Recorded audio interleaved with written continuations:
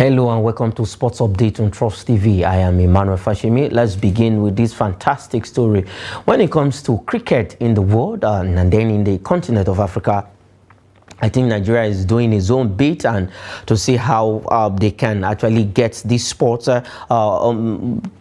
to in every home of Nigeria. You must have one cricketer, and that is why this very particular competition has been set up to get them young. And quickly, the National Cricket Under-17 Championship now for the Nigerian Cricket Federation, they've confirmed that 58 teams will be participating in this particular competition. And for this edition, we are going to have 33 male teams and then 25 female teams, totaling 58 in all of the 6 geopolitical zones we have in the country. And for the competition, it's going to start from the zones that is both the boys and the girls category is based on elimination. So if you play one game, definitely this round robin game, you'll be eliminated. But it's going to start towards the last week, 20th to 28th of January this year. And I have Samuel Esho joining me on the show again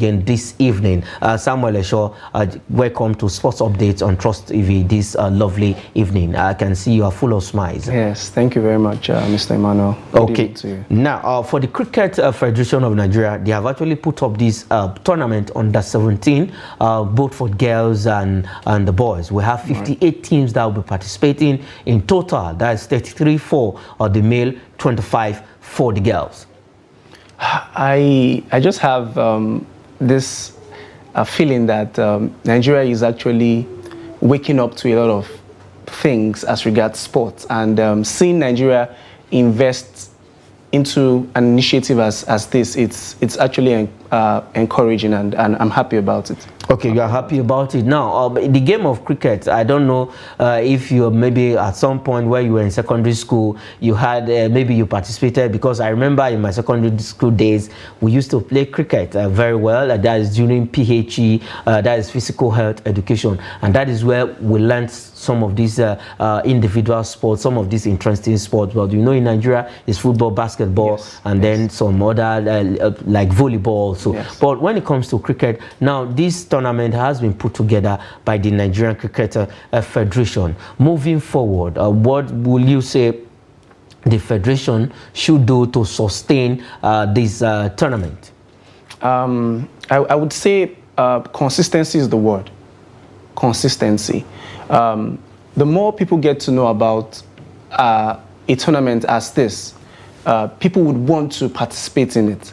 So I would want them to manage and continue to come up with tournaments like this. Okay, they should be consistent, come up with tournaments like this, see how they can actually get them young. It was this tournament they discovered the likes of Abdul Karim. That is a fantastic, Riwan Abdul Karim, fantastic captain. At the age of 14, he was already playing cricket and the captain of the national team. Blessing A team, PT, a lot of them were discovered from this particular competition. So it's a good one this time around. It's going to cut across all the 6 geopolitical zones: the southwest, the south-south, the northern region, the 6 geopolitical zones we have in Nigeria. But it's going to be based on an elimination process. That is round robin. If you are beaten, definitely you are out of the competition. All right, let's leave cricket and go straight. Let's talk about some good news and on the continent. And now we'll talk about the Super Falcons, where Justin Madugu, the standing coach for the Super Falcons, is talking tough ahead of the 2024 Women's Nations Cup. And he said he wants to win the title with the Super Falcons. All right. I love that. I love that. It's actually what every coach wants to get. But for me, I would say that we've won this competition severally. We've won it severally. So I would want him to actually aim for the World Cup. That's what I want him to. Yes. Okay. Personally, yes. You want him to aim for the World Cup. All right. We have Obi Mikel all the way from Plateau State joining us on the program this evening, Sports Update. Michael, welcome to Sports Update on Trust TV. The first story was about the cricket under-17 competition in Nigeria here. We know why this competition is being put together, just to harness talent. What's your feeling about the competition? I mean, for the first time, I have seen a sport that is giving football a run for its money. For the first time, I'm seeing a sport that is cutting across the 6 geopolitical zones. I know we have the MPFL, I know we have the NNL, I know we have the Nationwide League. But I tell you what, this approach, this initiative, this strategy looks more all-encompassing. It looks all-inclusive and enhances mass participation. And I think the Football Federation should take a cue from this. It's not all about having leagues, but then organize this type of tournaments that will be able to catch them young. If we had this type of approach in football, for instance, I believe we will not be struggling to get midfielders that will support Victor Osimhen and Victor Boniface in this AFCON that is coming. And so Nigeria is gradually shifting, apart from the green, white, green. We are now beginning to add some yellow greens, some yellow color to the flag, green, white, green. So I'm very happy with this approach, and other sports should follow similarly. All right, you are actually happy with this approach. This competition has actually produced good players for Nigeria when it comes to cricket. The likes of, I mentioned Ridwan, I mentioned Blessing Etim. We also have Hope there. Her name is Hope by name. And quite a couple of other players. Moving forward from these, for the Cricket Federation, if you are to rate them, where will you put the Nigerian Cricket Federation? Well, I'll give them, should I say, 65%, because there's still a lot of work yet to be done. They still need more visibility. Because I heard you earlier mention that you had opportunity to play cricket. It was introduced to you. I don't know. I thought we were in the same generation, because I never really had opportunity to see how cricket is taught or how cricket is done. Perhaps I would have had a better opinion than I do right now. So it still needs more wider publicity. In just here, I've been to several stadiums. I haven't seen anything in form of cricket, or maybe I've not searched well enough. And that's why I believe they still need to do more publicity the way they do for football, basketball, and athletics. Okay, the way they do for other sports in Nigeria, more publicity. Okay, still staying with you, Obi Mikel. We are talking about the Super Falcons. We know that this year, like I say, it's a sporting year, and a lot of competitions are lined up. Nigeria will also be participating. Now, the Super Falcons, now we know we have, and let me say, a standing coach, because no decision yet on round the one drum from the NFF, but Justin Madugu has been doing well with the side. Now he has set his side to win the AFCON title with the Super Falcons of Nigeria in Morocco. Yes, he shouldn't be too overconfident. You and I, who have done sports before, know the consequences of overconfidence. And so he needs to go back to the drawing board. We did well during the World Cup, never considered a goal during regulation time. So what is the next big step that needs to be taken? Regardless of the fact that it was a World Cup, what is the next big steps that needs to be taken? That is what he should focus on. We were able to face a Canada side, an Australia side, and even an English side that went all the way to the finals. What next? We have a solid goalkeeper, we have a solid backline. So what next? What do we do to ensure that we get the likes of Rashida Ajibade and Azizat Oshuala to be more prolific in front of goal? What do we do to ensure we get the La Decima? And these are the things he should be focusing on now. He doesn't have to be overconfident. We know we have the superstars, but this is not the time to be overconfident, but the time to go back to the drawing board. What is the next step that should be taken. I think that should be his focus. Okay, what is the next step that should be taken? That should be the focus of Justin Madugu. Quickly, I don't know, in one sentence, I don't know if you actually agree with Michael by saying Madugu should focus on what is the next big thing for the team. I totally agree with him. I totally agree with him because he shouldn't be overconfident. It can actually cost him the competition. Yes, it can. So he should focus on other things, go back to his drawing board, see areas where there are lapses, and we work on them, develop the team again and again. So that's what he should do. Okay, he should develop the team again and again. That is what Justin Madugu should do with the Super Falcons. Okay, let's we're talking about AFCON on all our show, or sporting show on Trust TV. So let's look at this particular one coming in from a legend, somebody who won the title in 2013. That is John Mikel has predicted for Victor Osimhen to win the MVP award. That's to scoop the MVP award, the most valuable player award in AFCON 2023. We're having just 8 days away. Michael, I don't know if you agree with John Mikel for Victor Osimhen to win, to scoop the most valuable player award in the tournament.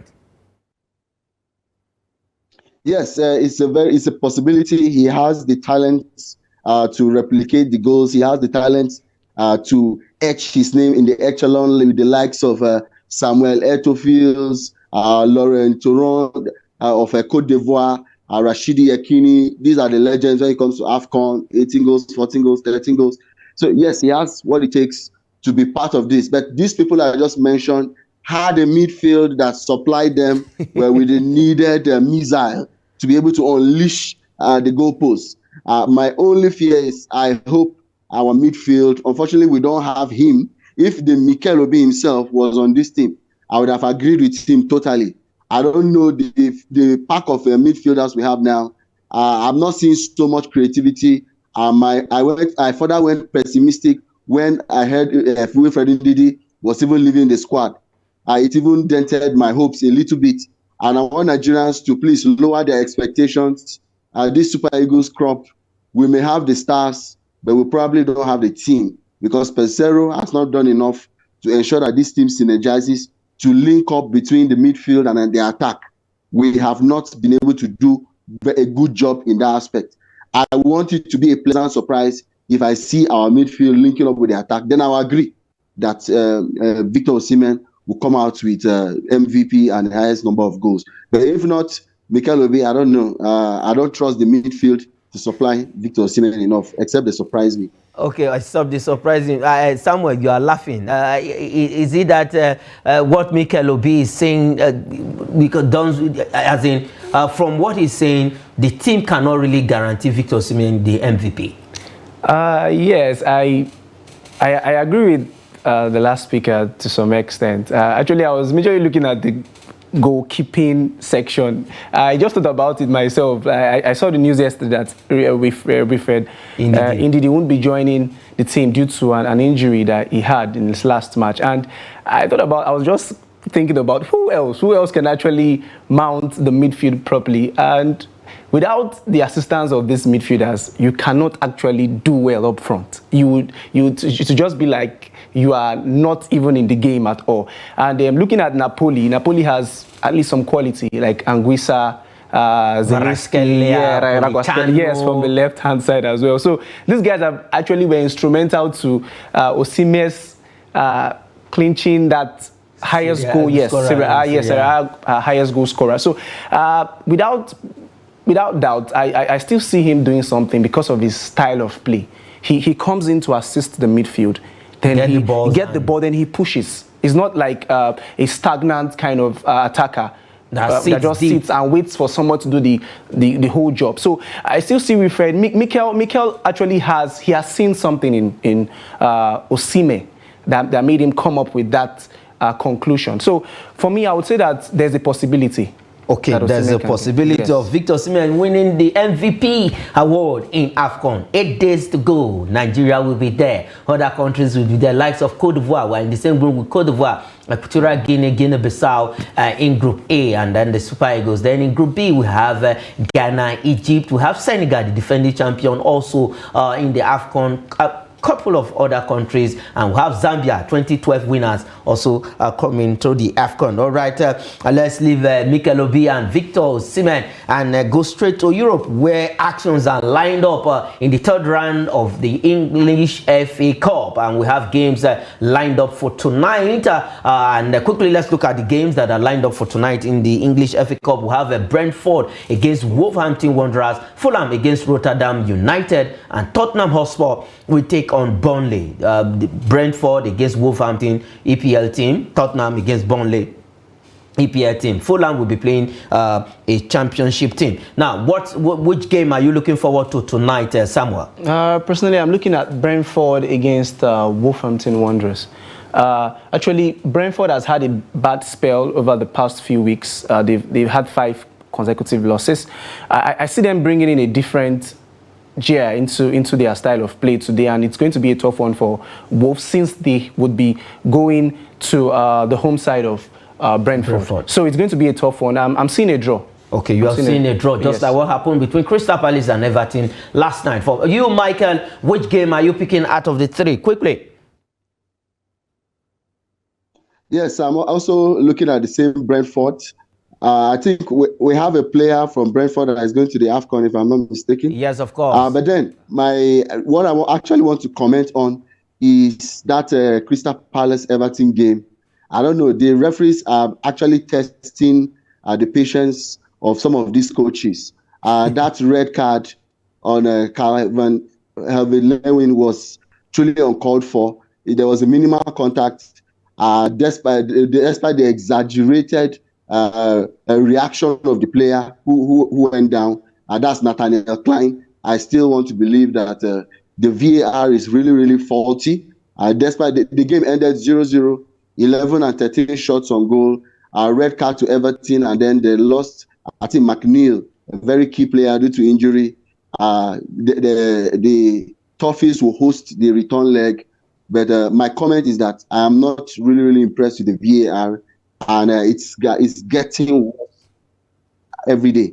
Okay, it's getting worse every day. So you yourself, you are looking forward to Brentford against Wolverhampton Wanderers. These games will come up tonight, and let's see what happens in all of these 3 games that are lined up for the English FA Cup third round fixtures. All right, let's still stay in Europe. Let's quickly go straight to the Italian Serie A. There's a game tonight in the Italian Serie A, just one game. We know that the leagues are on break because of the festive Christmas and New Year, but it's over and the leagues are coming back. Bologna against Genoa, that is in the Italian Serie A tonight also. All right, let's leave the round leader game. Let's talk about basketball, the biggest franchise. I know, Michael, you are itching to actually say something about these 2 games that was played in the NBA, and I will have the Milwaukee Bucks beat the San Antonio Spurs 125-121, and Denver Nuggets against Golden State Warriors. It was a cracker, 130-127 for the Golden State Warriors. Now, Michael, these 2 games, if you look at the points, they are not far apart. The first game between Milwaukee Bucks and San Antonio Spurs, 125-121, that is 4 points. And then for the second game, Denver Nuggets, just 3 points that Denver Nuggets used in beating the Golden State Warriors. Michael, I think the NBA is beginning to tell us that, yes, if you want some actions, you just need to come to the NBA. As a matter of fact, I almost cried because I watched the match between the Denver Nuggets and Golden State Warriors. I mean, the Golden State Warriors led for most of the game. For goodness sake, even when it was 30 seconds to go, the Golden State Warriors were still leading this game 127-125. And then one error from Steph Curry from nowhere. It was a loose ball, and then it got to the hand of Nikola Jokic, and then he being a clinical finisher in front of the rim, he was able to seal the game when it was 3 seconds to go. That was when Jokic was able to tie the game against Golden State Warriors. And they ran what I called a 25-2 run. That is to say, they kept on scoring for the whole of 4th quarter. Golden State had no reply, had no response. They were not scoring. I think they only scored 4 points in that the 7 minutes of that fourth quarter, and then 3 seconds to go, they gave the ball to Nikola Jokic. He just received the ball from his own half. He bounced once, bounced twice. At the very buzzer of the match, the last second was when he threw a very long ball from almost 70 feet to give Denver Nuggets that 3-point lead. I almost cried for Golden State because they are losing. They have only won 15 matches, and now they've lost about 19 games. I think they've only won 16, and now they've lost 19. Yeah. And they are 11th in the log. And when you are 11th or 12th, you cannot even qualify for the play-in, talk less of the playoffs. So the team is in crisis right now. And the major reason is because the leader of the team, Draymond Green, has been out indefinitely suspended because he had a flagrant 2. It's so unfortunate for the team. There's no leadership, no vocal power to keep that team in momentum. That was why they were able to lose focus and allow the third best team in Denver Nuggets with the talisman and leading finals MVP in Nikola Jokic to take over. I don't want to talk about NBA more than this. All right, it was a good one. I know what it means when you are leading. At the end of the day, you blow all your points away. And for Nikola Jokic, he's a fantastic player. He's a one man I love, but I love our own Adetokunbo brothers, Adetokunbo as they are called in Greece. I love them so well. And one of my best players when it comes to the NBA those days was Michael, the Air Jordan. Okay, let's leave the NBA quickly and just take these 2 transfer stories on the show this evening. Before we go, Bayer Leverkusen says they are not ready to sell Jeremy Frimpong this January. He's a fantastic left back. If you look at the setting of Bayer Leverkusen this season, Samuel, this team, they are the only team in Europe that has not lost any game. Yes. The coach, Xabi Alonso, has done a great job bringing in a lot of players who has actually helped this team to be where they are right now. So Bayer Leverkusen are where they are today because Frimpong has been instrumental. From the wing he's actually playing, he has really been instrumental. So I don't see them selling him. Okay, Frimpong has been really instrumental for Bayer Leverkusen this season, and if you look at it, he's played from the left side of the pitch for Bayer Leverkusen. And let's quickly take this last one also. It concerns another Bayern, this time around not Bayer but Bayern Munich, who are showing interest in AC Milan Fikayo Tomori. Michael, I think you will react to this. This is a Nigerian, but he opted to play for the English national team. But at the end of the day, he's not really getting that playing time in the English squad. But this time around, Bayern Munich are showing strong interest in Fikayo Tomori of AC Milan. I don't know if definitely he's to make that move to the Bavarians. Well, it's unfortunate. I don't know why we have good players like this and they cannot come and play for the Super Eagles.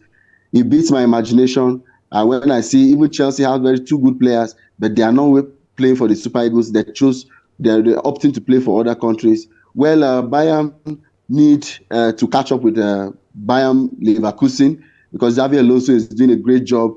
This is one of the moves they have to make to ensure that they're able to catch up because right now, Bayer Leverkusen are on the way to set a new record in the Bundesliga. And so Tomori is going nowhere because he's a very instrumental player for the Milan side. I'm just happy for him. Honestly, I'm just happy for him. But I don't know why he cannot learn his lessons from the other Nigerians who opt to play for England. And then at the end of the day, they don't even get a look. Saka is the only player so far in the last 20 years that I've seen that the English national team have given him attention. But I tell you what, by the time Phil Foden picks up a huge form, and then with Jude Bellingham, I'm not sure if they'll be looking at Saka anymore. I don't know why our Nigerian players, they need reorientation or why they need to come and play for their country where they were born. But it's unfortunate. But it's going nowhere. Bayern Munich should just forget about it. Okay, Bayern Munich should just forget about Fikayo Tomori. All right, that is where we'll leave it on Sport Update this evening. Michael, I know you are enjoying the weather in Jos. Thanks for joining us on the show this evening. It's a wonderful one having you on the show, Michael. Thank you very much, Sports Senator. You're always the best. All right, and to you, Samuel, it's a good one coming back to the studio this evening to do sports with us on Sports Update. Thank you very much. It's my pleasure. All right, that is it on Sports Update. I am Emmanuel Fashemi saying thanks for watching.